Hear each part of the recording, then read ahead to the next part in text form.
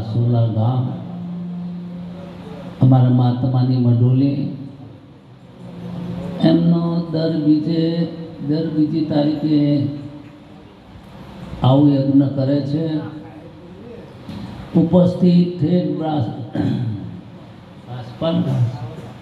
બાસપાથી અમારા અમરદાસ મહારાજ પધાર્યા છે, કાંતિરામ મહારાજ છે, અમારા નટુરામ મહારાજ છે, બીજાનું નામ ઓછું યાદ નથી.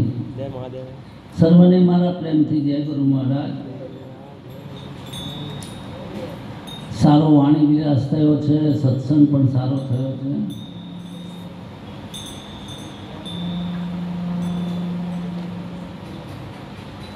આપણા ઋષિ પરંપરા, આપણા સનાતન ધર્મ, વેદ વેદાંતમાં 3 બાબતોનું મહત્વ આપેલું છે.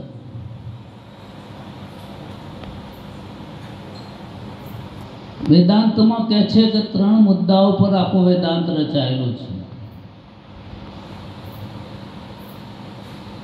પહેલું સૂત્ર છે અનાત્મ में सत्यता. અનાત્મ કહેતા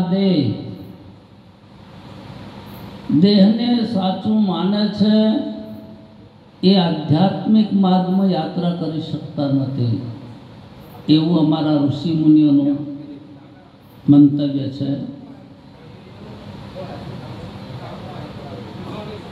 અનાત્મને સત્ય માનવું. જો અનાત્મ સત્ય નથી તો સત્ય શું છે? આનો એક વિચાર કરવાનો છે. બીજું, અનાત્મમાં તાદાત્મ. આ શરીર હંગાથી એક તાદાત્મ સંબંધ છે, એવી એક ભ્રાંતિ છે. વાસ્તવમાં એવું કશું નથી. વિચાર કરતા જ્ઞાની પુરુષ કહે છે કે જેમ લોખંડને ગરમ કરીએ તો લોખંડ અગ્નિ જેવું દેખાય, પણ લોખંડ છે ને અગ્નિ છે. એમ અગ્નિના તાદાત્મ સંબંધથી આપણને અગ્નિ જેવું ભાસે છે, પણ એ સંબંધ કલ્પિત છે, સાચો નથી. અનાત્મ में मैंपना. આ શરીરને પોતાને માને છે, એના જેવું બીજું કોઈ અજ્ઞાન નથી. આ શરીર હું છું એવું જે માને છે એને ગુરુની વાત સમજમાં નથી આવતી. સાચું કહેવું પડે છે. આ જગતની અંદર શંકરાચાર્ય ભગવાને આપણને ટૂંકા જ વ્યક્તવ્યમાં વાત કરી છે, એનું હું નિરૂપણ કરીશ. ઈશ્વર વિશેની ધારણા, ઈશ્વર સંબંધી સત્સંગ થઈ રહ્યો છે. લોકો ઈશ્વરને માને છે. ઘણા એવા સંપ્રદાય છે કે ઈશ્વરને નથી માનતા. ઈશ્વર છે તો ક્યાં છે, કેવો છે, કોણ છે? આ બધા એક મૂંઝવતા પ્રશ્ન છે. પણ અહીંયા તો ઉપસ્થિત બધા જ્ઞાની પુરુષો છે.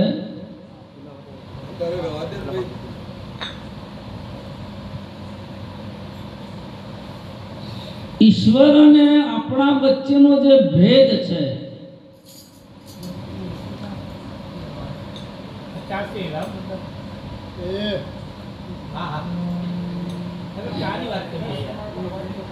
જે ભેદ પડ્યો છે, જે ભ્રાંતિ પડી છે, એમાં શંકરાચાર્ય ભગવાને એક સરસ દ્રષ્ટાંત આપ્યું છે કે જે અરીસાની અંદર તમારું પ્રતિબિંબ દેખાતું હોય, મુખારબિંબ, જ્યારે તમારા આંખ દ્વારા નેત્ર દ્વારા નીકળેલી વૃત્તિ અરીસામાં તમારું જ પ્રતિબિંબ જુએ છે, બીજાનું નહીં.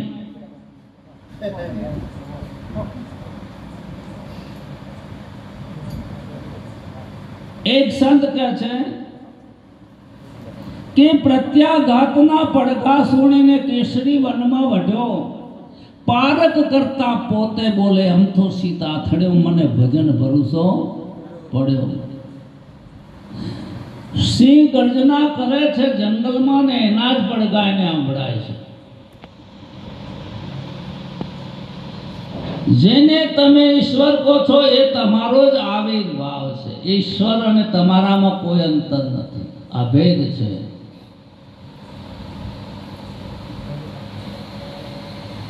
બીજી એક ભ્રાંતિ પડી છે આ જીવને કરતા ભોગતાની.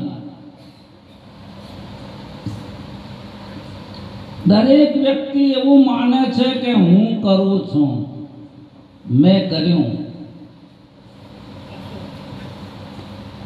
પોતાને કરતા માને છે. આંખ જુએ છે, મેં જોયું. કાન સાંભળે છે, મેં સાંભળ્યું. પણ સદગુરુના દેશમાં કબીર સાહેબ કહે છે, कबीर कबीर तुम क्या करो खोदो आप शरीर, 5 इंद्रिय वश करो तो पोते दास. धड़ पर શીશના હોય પાનભાઈ, આ તો ખેલ છે ખાડાની ધાર. તમે તમારું શીશ ઉતારો તો રમાડું 52 ની. જેનું શીશ સદગુરુના ચરણમાં પડ્યું છે એ પુરુષ ક્યારે નહીં કે મેં જોયું છે, મેં સાંભળ્યું છે.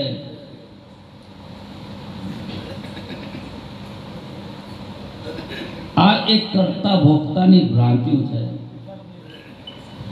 જ્યાં સુધી ભ્રાંતિ નિરૂપણ નહીં થાય ત્યાં સુધી જ્ઞાન જેમ જેમ પ્રકાશશે નહીં.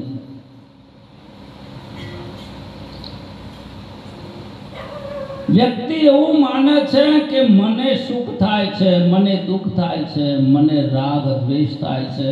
જ્ઞાનીઓ ના પડે છે. આરોપી હોય ને એને સજા થાય, અમરદાસ બાપા. સાક્ષીને ન થાય.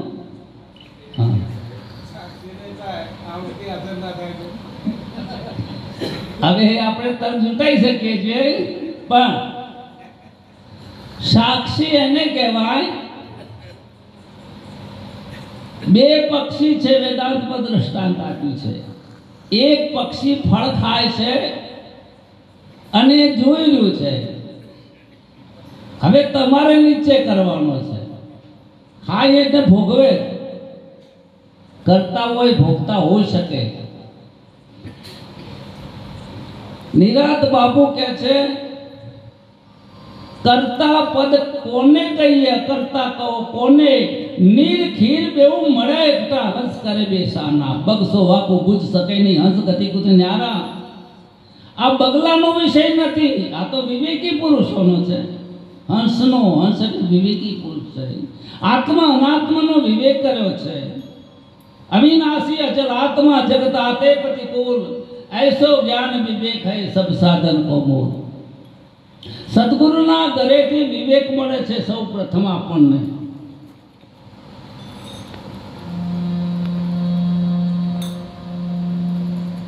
કરતા પદ કોને કહીએ, કરતા કોઈ કોને.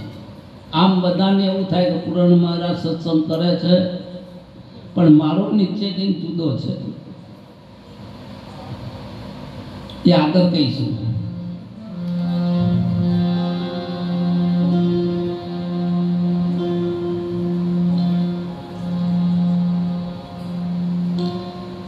ત્રીજી ભ્રાંતિઓ છે સંગ ભ્રાંતિ છે. જેમ આકાશને કોઈ સંગ નથી, ગડામાં રહેલું આકાશ ગડાને સ્પર્શ કરતું નથી. અનંત બ્રહ્માંડ છે આકાશમાં, પણ આકાશથી લેપાતા આકાશ લેપાતું નથી. એ અસંગ છે. ગળો ફૂટી જાય તો આકાશ આવે જાય નહીં, એમ તમારું શરીર પડી જાય તો આત્મામાં આપવા જવા પણ નહીં. સમજાય છે? હા. એટલે બીવા જેવું કોઈ છે? કોઈ બીવડાવતા હોય તો બીતા. આપણા બાપનું કોઈ બગડવાનું પહેલું નતું, અત્યારે થોડું દેખાય છે અને પછી નહીં. એનો હરક્ષો કરતા નથી જ્ઞાનીઓ.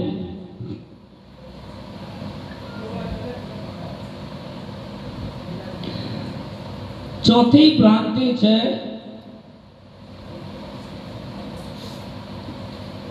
વિકાર ભ્રાંતિ. તમારું સ્વરૂપ અવિકારી છે, એમાં કોઈ વિકાર નથી, એમાં કોઈ પરિણામ નથી. આમ સમજાવવા અમારે કહેવું પડે છે. હું બેઠા બેઠા ફોટો જોતો હતો. કૃષ્ણ ભગવાન અને અર્જુનજી વિશ્વરૂપ દેખાડ્યું ને, એ મય પાછા બે જણા કે આપણા આડ પેલા જ હતા. બહુ સમજવા જેવું છે.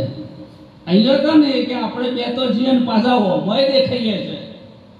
વૈરાટ વિશ્વરૂપ બતાવ્યું તો એ જીયા હતા ને અને હોય છે જીયા. ऐसो एक अनंत में देखो, एक જ અનંત રૂપે દેખાય છે. આ બધા ઉપર દેખાડ્યું છે ને બધા પ્રતીકો, એ એકની અભિવ્યક્તિ છે, એકનો આવિર્ભાવ છે. જેમ અનંત દાગીના હોય પણ સોનાથી ભિન્ન ના હોઈ શકે, ક્યારેય ના હોઈ શકે.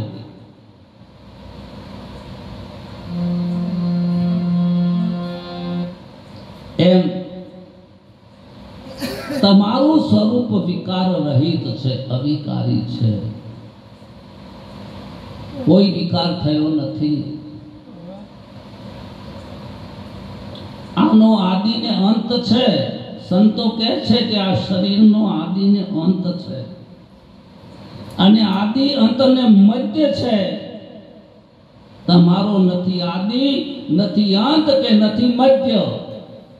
આ ત્રણ વસ્તુ તમારા સ્વરૂપમાં નથી. તમારા સ્વરૂપમાં દેશ, કાળ અને વસ્તુ પણ નથી. આ સોલા છે ને હું ફરથી આયા એવું એ નથી. લોકો અત્યારે અમેરિકા જાય છે તો અમેરિકા ને ઇન્ડિયા એ બે છે એવું એ નથી. અહીંયા વાળા કે મેરા ભારત મહાન, पाकिस्तान वाला के मेरा पाकिस्तान महान. पण बेने खबर नहीं कि આપણે બધા એક જ ચાદર ઉપર છીએ. समझाय છે ને? सतनो केदी भागलो ना पड़े. जो अखंड गुरुजी को नाम सब खंडी, जे अखंड छे एनो केदी भागलो ना पड़े. अखंड छे, व्यापक छे, ए सत्य छे. જેમાં ત્રણ કાર નથી, જેનો નાશ નથી, એ સત્ય છે અને સત્ય છે એ જ ઈશ્વર છે એવું શ્રુતિ પોકાર કરીને કહે છે.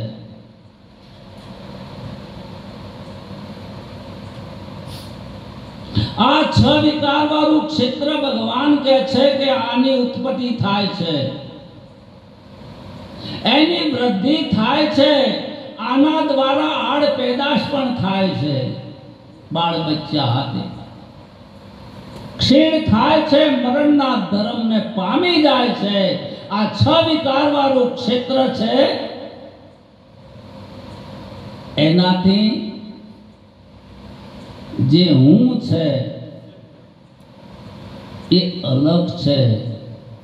આ ક્ષેત્રથી હું અલગ છે એ તમારું જ્ઞાન પૂરું થઈ ગયું. એની આગળ કોઈ જ્ઞાન નથી. આની અંદર કોઈ જ્ઞાન નથી. हे अर्जुन, क्षेत्र क्षेत्रज्ञ विषय जानू ए ज ज्ञान छे, बीजू कोई ज्ञान नहीं. अने ए ज्ञान बीजा अध्यायनी अंदर भगवाने आपी दीधुं. क्या श्रेय ज्ञान छे, तारे मानवुं होय तो मान.